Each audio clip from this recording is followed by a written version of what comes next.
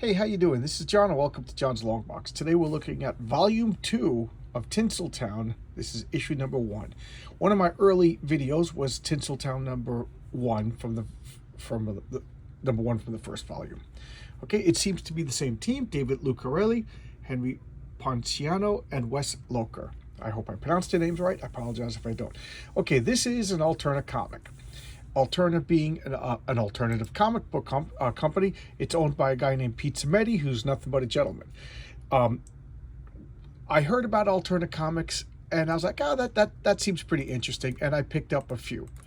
I don't know what I did, but I if you've been watching for a while, you notice that I buy a lot of comics, and then I put them on a stack, and I kind of get confused and read other things and buy new stuff and read the cult of the new. So my alternate comic kind of piled up, and I kind of forgot about them. And then it was kind of good, because then I waited till I got all 5 issues or 4 issues, I forget what it was, of the first series, and I sat down and I read them, and I loved it. Tinsel Town was the first alternate comic that made me love the company. Really good. They put out some good stuff, but Tinsel Town was my first favorite, and I raved about it. I think it was like my 4th or 5th video when I started. Well, the same thing kind of happened. I got a couple of issues. I think I missed number 2, and then like COVID happened, and it took a while for another issue to come out, and I was waiting for all 5 of them to come out before I read them all. And then, of course, what happened?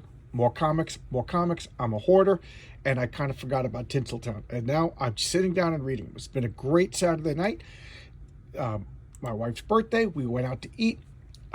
Tomorrow we got a party to go to. I'm sitting here listening to Tony Bennett.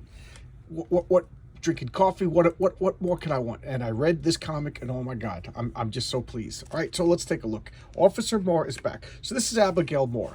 All right, I'll fill you in on a little bit of the backstory. Abigail Moore she was like, this is like the 20s or 30s. I forget exactly which year. I think it's like the silent era of movies. And she was working in like some secretary bullpen rather, and she was not happy. She wanted to become a cop. Her father was a cop. Her father was killed in the line of duty. She's a daddy's girl. She grew up to be like dad. She wanted to be a cop, but they wouldn't take her seriously. She got a job as a fake cop on a movie studio. I think they said that like they would get like more confidence and more insurance if they created the illusion of like safety in police. So she's basically like a mascot, just think of like the actors at Disney World dressing up as Mickey Mouse and walking around. She's dressing up as a cop, but she's taking it seriously. And in the last issue, of course, she solved a crime, a big incident. So now people give her some respect. So she's treated like a real cop, even though she doesn't really have authority. And so let's open this up. So we got Trespasser. Guys, I recommend this comic. I really recommend it. This was another comic that I really, really enjoyed from alternate comics. It just so good. Guys, why aren't you buying alternate comics? They're so good. You know what? I shouldn't assume that. You guys are buying alternate comics. Okay, so let's look at the edition. This is 1 of 5, 2020. So yeah, I'm a little behind. Correct me if I'm wrong. If any of you guys are or Pete or anybody who watches my videos, was there a delay between issues because of like COVID problems and like I think there was like a printing so I don't know, maybe I'm misremembering and I don't want to give out false information. All right, so anyway, here we start. Stories in media res. Abigail's captured. It's in Mexico, and this guy is I just like this. Okay, so Mexico 1916. So there we go, there's the time. Look at this. I killed my wife, but you already know that, don't you? It's true, I watched the light go out of her eyes. Understand, I did this and I loved her. You I don't even like. Just think what I'm going to do to you. Dun, dun, dun, dun. Then losing the light. Just great. Losing the light is a movie term when they have to finish filming for the day because the daylight is not good enough. And then losing the light. All right, just some really good quality writing. Okay, and then 6 weeks ago. So now it's the beginning of the story. I'm not going to read you the comic. I'm just going to, I'm just showcasing it.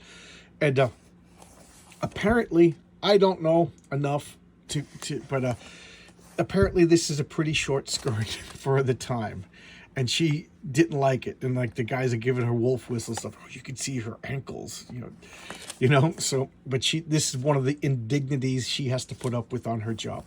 They didn't even give her a real gun. She was given like a mock movie prop gun. Now she has a real gun, and I'm gonna assume she still has the way too short skirt from the 1916 mores, right? And here we have some scientists.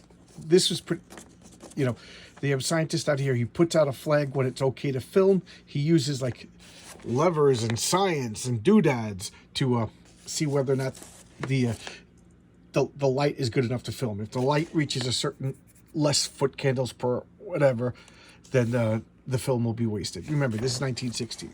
And who is this gentleman? This is Dan O'Leary. This is Abigail's sweetheart. I don't know. I don't remember how serious they are, but they met and he helped her with the big incident last series, and now because of that, he's getting his big break. And he wears his hair long. This is 1916, and they're cutting his hair because they want him to be adequate for the movie star. So here they go. They give him a more conservative look. And she's like, you make enough money, they'll let you wear your hair long. Okay, and now here we have some of the duties that Abigail's doing.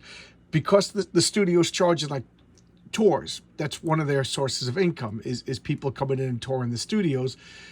They're bringing in some riffraff. So this guy's doing like a 3-card Monte scheme. So Abigail comes in and chases him away, makes people give his money back.